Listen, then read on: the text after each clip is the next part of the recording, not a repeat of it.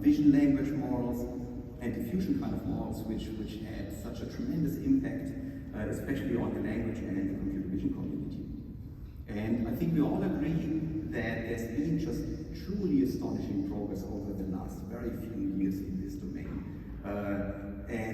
From my perspective, the main pieces that really came together for this is, on the one hand side, there's just vast amounts of data that can be used for training these models through internet scale training. At the same time, especially for example with transformers, we now have the deep learning models that are capable to kind of digest all that data, even though it is at that scale, it digests it in a way so that they can then generalize beyond these specific instances, for example, that they have seen. And finally, I just also want to clarify this and bring it in because of robotics, for instance, is that these models are not just learned in a, what we often call like fully unsupervised way on arbitrary data, right? The data they're trained on is, for example, text on the internet, and this text was generated by humans typically with some purpose in mind and some semantic meaning underneath. So in a sense, what these models are then doing is mostly something that robotics we would call behavior cloning, which means they get input data, and what they learn to do is predict kind of the next thing that you would expect to see based on the training data that you've seen. So in language, of course, that means you get input part text, and you generate as output new words that would make sense given the training corpus that the system was trained on. In robotics, we could do the same thing where instead of words, we have time sequences of data, and the idea is if we have examples of what the robot should do in the real world, then we could apply similar techniques in robotics in order to then just predict the next action of the robot, where the output is not necessarily, let's say, word tokens, but it's kind of actions the robot should execute.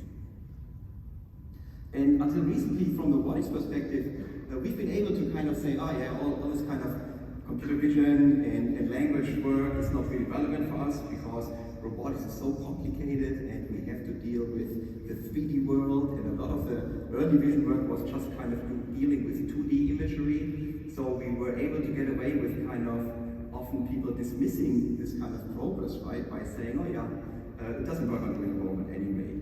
But I think over the last years, with the progress we have seen in 3D reasoning and in the language reasoning, I think, at least from my perspective, every few months we see progress where I would say like, oh my gosh, I would not have expected that is even possible, right?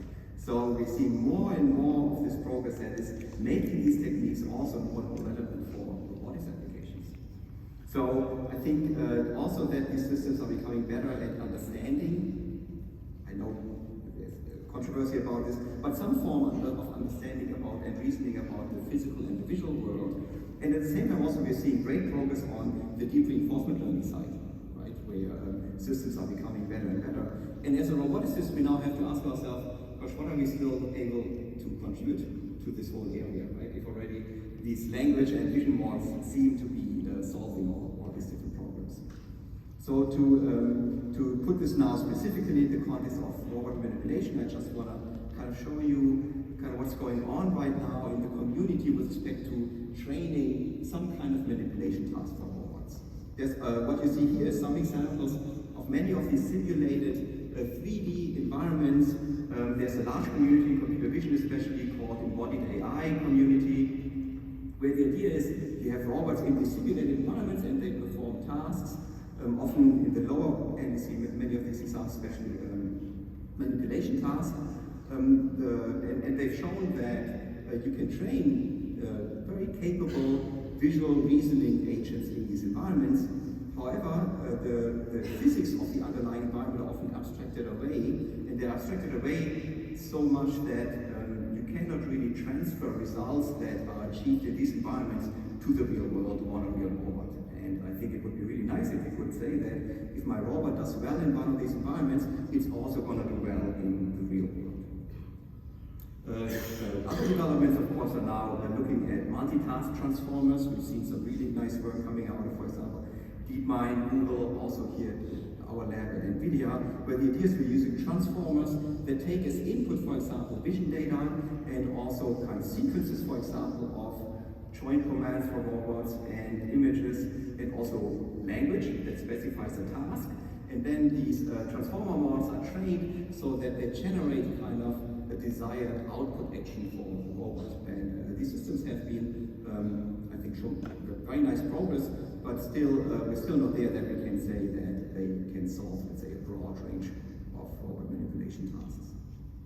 And of course, one topic that is extremely hot right now is using these large language models specifically for reasoning in robotics, where the idea is, instead of using traditional planning techniques, we just use language models that do this kind of open world planning for these robots. And we've seen some nice progress in this area as well. However, it should be said at this point, especially, that the main effort, if you want to demonstrate one of these on a real robot, I would say like 90% of the effort actually goes into getting the robot to execute those kind of tasks and actions that the language model generates. Okay, so for example, the language model might just say, oh, you should open that drawer, and the robot still has to figure out itself how to do that. And that is still this gap that we need to fill if we want to really, really leverage these systems.